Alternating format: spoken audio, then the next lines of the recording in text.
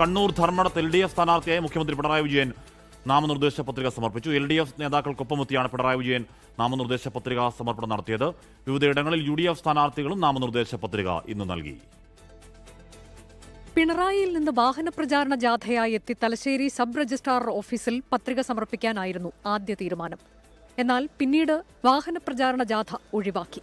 Speaker AN Shamseer, CPIM കേന്ദ്ര committee അംഗം EP Jayarajan ഉൾപ്പെടെയുള്ള നേതാക്കളും മുഖ്യമന്ത്രിക്കൊപ്പമുണ്ടായിരുന്നു. റിട്ടേണിംഗ് ഓഫീസർ സച്ചിൻ കൃഷ്ണയ്ക്കാണ് പിണറായി വിജയൻ പത്രിക സമർപ്പിച്ചത്. നടപടിക്രമങ്ങൾ പൂർത്തിയാക്കി മടങ്ങിയ മുഖ്യമന്ത്രിയോട് വിവിധ വിഷയങ്ങളിൽ മറുപടി തേടി. പറയാനുണ്ട്, പിന്നെ പറയാം എന്നായിരുന്നു പ്രതികരണം.